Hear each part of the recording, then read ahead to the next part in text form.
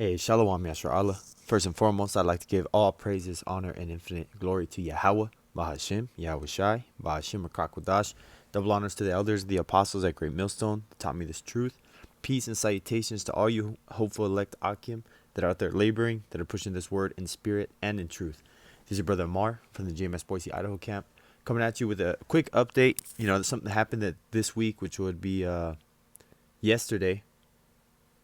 This article came out with the first so-called confirmed cases of these zombie deer or chronic wasting disease that some hunters ate. Here, I'll just read it. 2 hunters become first Americans to die from zombie deer disease after eating infected venison. So this is, Esau out there hunting, being a dumbass, shot the deer. You go up to the deer. You can clearly tell by the outside of the deer that it has problems. It's sick because the chronic wasting disease, it looks sickly. They'll create boils. Their eyes will fog over. So before you eat an animal, you always inspect it to see if it's sickly. And one thing that you do look at if you're gutting an animal and cleaning it yourself, you got to look at its liver to see if it has spots or any cysts, because those are really telltale signs, and all the organs, to make sure that not look through all of them like gross, but just make sure that they don't have any disease or any infection on it. They're inflamed or anything out of the ordinary. Everything should look healthy, So these hunters ended up eating it.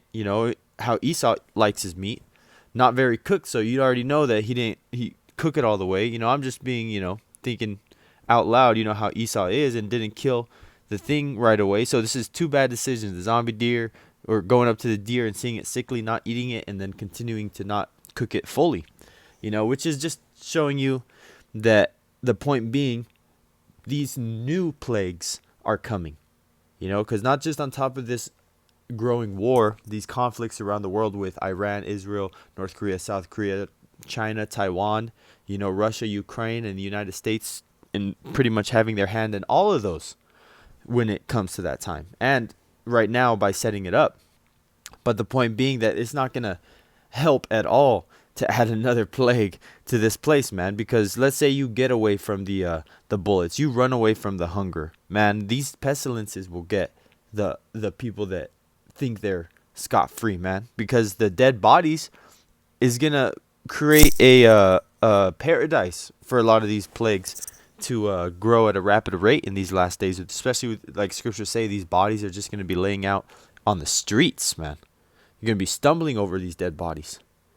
This is a little bit more into the article, but I didn't want to read too much, to make sure that nothing crazy comes up. But if you did want to look up this article, it's from the Daily Mail. This is 2 hunters may have become, and I'll get some scriptures first, actually. I'll get some scriptures first, because we understand that this is what's happening, man. Ain't nothing good. This is 2nd Esdras 16:1. Woe be unto thee, Babylon and Asia. Woe be unto thee, Egypt and Syria. Breaking it down, pretty much the 4 corners of the world, and all nations, all heathen nations, going to be targeted. You got Moab, Ham, Babylon, which that who that is, Syria. Those are covering Ishmaelites. So we got all these people covered. Verse 2, gird up yourselves with clothes of sack and hair, which is a garment that people in the ancient days would wear when they're in a state of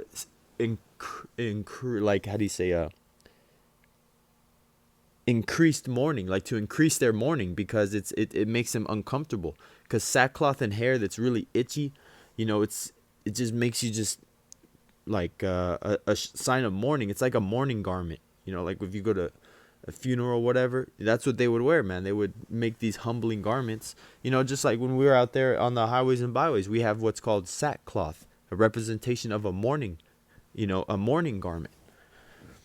not fancy, no gold gauntlets, no, riding on horses, none of that, man. Very humble, garments. Continuing, I'm just going to start from the top of verse 2, 2nd Esdras 16:2. Gird up yourselves with clothes of sack and hair. Bewail your children and be sorry, for your destruction is at hand. Getting ready for all the punishment, death, and doom that is going to be taking this place. Verse 3, A sword is sent upon you, and who may turn it back? And a sword is many different things. It's anything that has a capacity to kill, a killing instrument, the jab, a literal sword, a gun, anything that causes, that death. Even Esau is called the death, or it's called the sword. Verse 4, a fire is sent among you, and who may quench it? That fire being ultimately the ICBM nuclear missiles, but also that sense of destruction, because even if the nuclear missiles don't reach all the parts of the world, that fire is also going to be referring to the chariots, the laser beams, and also the other destructions that are going to be taken over these other nations that don't get completely melted as well. So it's fire is sent among you. It's like hey, turn up the heat on these people, turn up the heat on the oven, as a figure of speech, as you could say. This is verse 5. Plagues are sent unto you, and what is he that may drive them away? So there's nobody that's going to be able to stop these plagues, whether they be a literal plague, like the bubonic plague, chronic wasting disease. We got these itchy tasties, not to mention all the people that took the jab. That can be a plague as well, for the side effects and things that are going to happen to the people that, are a ticking time bomb at this point, that rolled up their sleeve to go trust Esau. There's nothing that these people are going to be able to do to reverse what Yahweh Bashem Yahushai has set in stone and said in these scriptures. So going back to this article real quick, this is 2 hunters may have become the first Americans to die from a zombie deer disease. Experts have been warning for years that the nearly 100% fatal chronic wasting disease, which leaves deer confused, drooling, and unafraid of humans, could jump from animals to people. But a new study theorizes that it has already happened in 2 hunters who died in 2022 after eating contaminated venison. One of the victims, 72-year-old man, suffered rapid onset confusion and aggression. Call Allah Yahweh Bashem Yahushai. So he's getting, hey man, you already know what describes that, man. A mindless being full of rage, bloodthirsty, man. These people are going to be acting wild, man. As well as seizures, he died within a month. If you look up the symptoms of somebody who also has rabies, somebody who has rabies, they act like a zombie too. Because chronic wasting disease is so contagious, when one deer is confirmed to have died from it, an entire herd is infected. Pictured a deer in Kansas showing signs of chronic wasting disease. These are the states which confirmed case of so-called zombie deer disease. You can see these red, and the one happened in Wyoming, which is right there, Central America. At least 32 states in America and parts of Canada have seen reports of virus dubbed chronic zombie deer disease in animal populations. No cases have ever been confirmed in people yet. Let's add that yet. So, that's the point. Yeah, there's also mad cow disease, which, remember, that was like back in 2008, 2005 era. But the point is being made.